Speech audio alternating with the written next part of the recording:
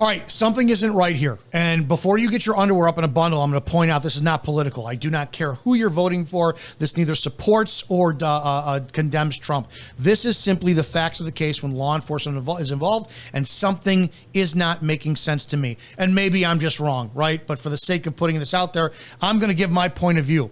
My point of view from somebody who was involved with NIPAS, Northern Illinois Police Alarm System, which is the suburban version of SWAT when departments don't have enough people to form their own. I've been involved with tactical sticks on both warrant service and felony traffic stops. So let's talk about this. And this is the sheriff, Sheriff Rick Bradshaw from Palm County, Florida. And what he says at a press conference yesterday, the 15th, the same day of the shooting. Now, apparently, the estimated time of the shooting that I could find reports on was 1:30 p.m. Eastern Standard Time. Keep that in mind. If you're taking notes, write this down. Let's look at this together. Let's listen to what Sheriff has to say here about the shooting at 5 p.m. Eastern. Now, that's 4.5 hours after the incident. Okay? Let's listen together. Call came out, shots fired. That was called in by the Secret Service. Because we're in constant contact with them all the time, we were notified of that, and we had units here that immediately sealed off the area. Fortunately, we were able to locate a witness that came to us and said, hey, I saw the guy running out of the bushes. He jumped into a black Nissan, and I took a picture of the vehicle and the tag. If you're in local law enforcement or you're a county sheriff, comment below and let me know if I'm off my rocker here. Now, number one, I'm blown away that with a federal investigation, a sheriff is allowed to give details about an active investigation. Doesn't make sense to me. Well, now, Izzo, what do you know? What do you know anything about this? In 2015, it was September 1st, 2015, we had the infamous Fox Lake Police Lieutenant Charles G.I. Joe Glenowitz case. My chief of police was the lead investigator in that because he also headed up the agency, Lake County MEG, Lake County Major Crimes Task Force, not Lake County MEG. And I do know from secondhand, that when I spoke to Coroner Tom Rudd had said, hey, the FBI is telling Flanko shut his mouth about things or they're going to criminally charge him because he was giving press conferences all the time because he loved the spotlight. So if the FBI, who was brought in to assist on a local, a municipal murder, suicide, and they told an active chief of police, shut up, or we're going to arrest you, one of two things is happening. This is a sheriff who's saying we just happen to have a witness who could describe the subject, the car, the make of the car, the license plate. I can't tell you if you're in law enforcement how infrequently that happens. Blows me. They just happen to have that. Okay, that's fine. But the federal government, this is their investigation. They're going to allow you to give this information on a live press conference hours after it happened. Does not add up to me. Doesn't make sense, but let's keep going. Which was great.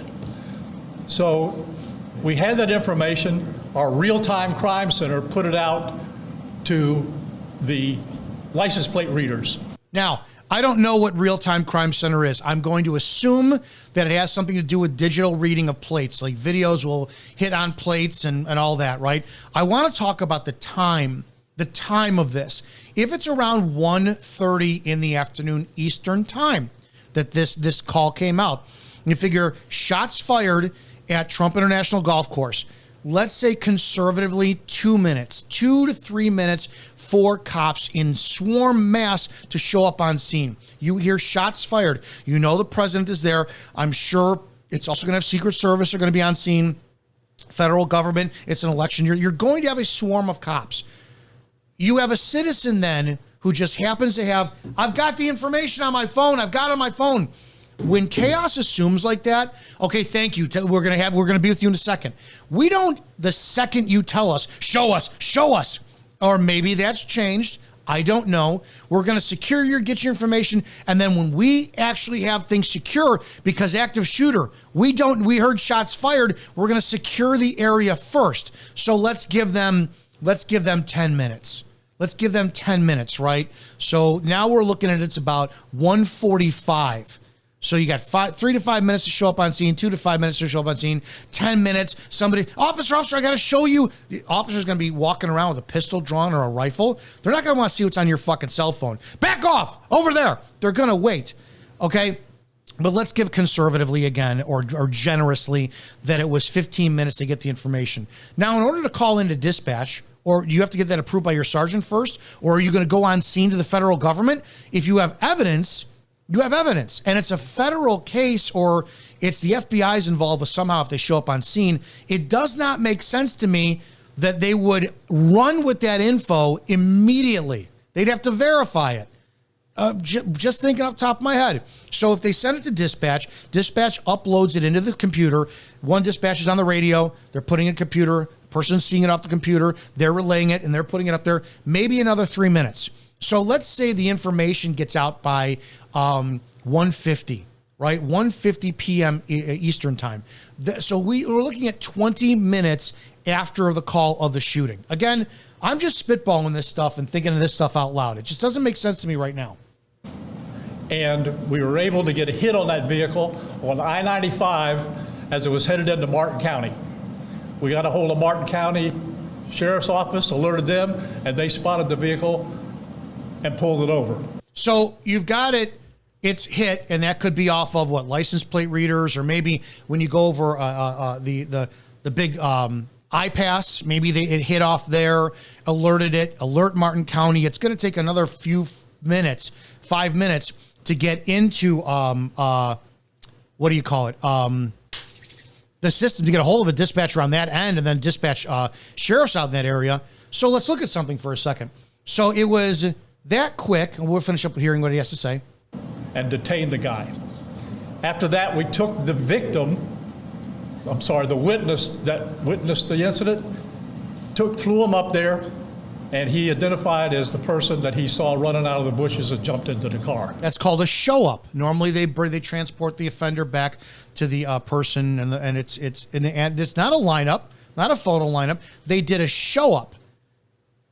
How convenient for all of that. But again, remember, 1:30 in the afternoon is supposedly the time the shot came out, right? All this information blows me away that a sheriff is allowed to talk about all this. Okay, I want to look at what the photo is. According to this map down here at the bottom that I'm blocking, you have West Palm Beach, Trump International Golf Course, and the suspect was stopped in Palm City, 1:30 in the afternoon, and then they stopped him in Palm City. It takes 48 minutes to get from Trump International Airport or Trump International Golf Course to Palm City if you drive. The subject had to shoot, run back to his vehicle, get in the car, and then drive north. So what's the math on that? 1:30, almost 50 minutes. So the stop the stop would be around 2:20. Is that right? 2:20 p.m. Okay. Let's take a look at TMZ's body camera footage. So we have body camera footage of them on a felony stop at 2:22. 2:22. So in the ensuing chaos of everything I just said, how am I this dead accurate with the time of the shooting to the time of the stop with all things being perfect? Just kind of sus to me. That's all. With the it just does not make sense. Somebody shot, flees the scene. I got the timing perfect off of this. Very creepy. The problem I have is we need to look at the body camera footage that I'm also a little bit sus on. Driver, take 2 steps to your right. Take 2 steps to your right. Driver, walk straight back.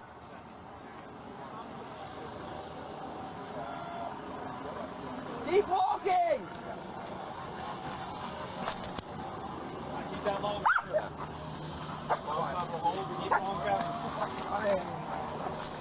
All right, not for nothing. Those are some of the shittiest tactics I've ever seen. And maybe that's how they do it. Maybe this is how it's done lately. A couple of different things that I noticed. I don't see a single guy in fucking uniform on here. Kind of weird. It's just kind of weird. It's like you would think you'd see a swarm of sheriff's deputies in uniforms. And I know they're two different counties, so you got the black and green and the black and white, or the black and yellow. I get that. But what is this guy doing on the stick, left-handed, behind two guys, and they're not even drawn down on him. Not even fucking drawn. This is kind of weird to me. Again, just a little bit sus. I'm not, you got all these guys called off. And this is the other thing. This is the conversation we had on the show. Okay, well, maybe they called in every off-duty person to do this. So again, you're going to tell me in the perfect time from where I broke it down, I was dead on with the damn time.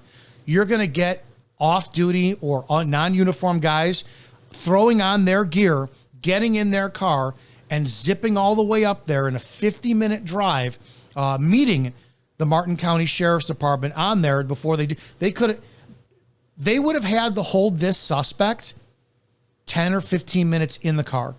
5 minutes minimal. 5 minutes, hold him in the car, don't approach it, wait for everybody to get up. Am I making sense, or am I sounding incredibly erratic?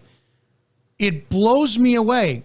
There is no window for error in that time from 1:30 in the afternoon until 2:20 in the afternoon, the time of this stop. And here's the deal too. You have to back up 5 minutes. Maybe it's 2:15, 2:17 for them all to form the form, because these cars are all stopped. This is not the car. That's the sheriff car. They're all in it. They're all formatted around him. Then you have to decide who's going to give the command, who's going to form on the stick. You're looking at a few minutes to get this all set up properly before you start giving him commands to come backwards. The time is sus. This is far too flawless of a window of probability to be unorchestrated. Just my views on that. Too many plainclothes who threw their shit on, who have abysmal tactics. I don't know what this guy's even doing. And when they bring him back, I don't know who this kid is, this beanpole of a cop here. What are these guys doing drawing him back? I know they got the shirt up so they can't see anything in his waistband.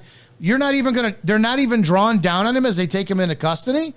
They got to think somebody else is in the car. I get the tactics involved. It's just not making sense to me. It's too perfect.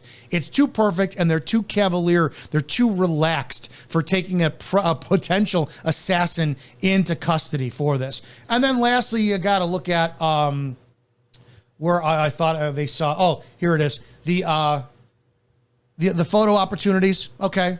Yeah, photo opportunities. Okay. The convenience, because there's no way. There's no way that cops are this stupid that they actually touched evidence and they put it up like this for display. They don't do that. So you're going to tell me that he just happened to perfectly hang his objects up on the fence? Guys, you make your own stuff up. You make your own minds up. I'm just putting this out there. It's cool for a conversation, a conspiracy theory. All things being said, when I looked at this, none of this is making sense to me. The window of time from the time of the shooting until the time of the stop in custody, it's like it's not possible unless everything goes fucking perfect. I could be wrong. Who knows? God knows I've been wrong in my career quite a few times. That's it. We'll just chalk this one up for entertainment purposes only. Hope you enjoy the video. Don't forget to join us every Thursday night live at 9 p.m. Eastern here for Cop Talk Live, changing cop culture. I'll see you guys in the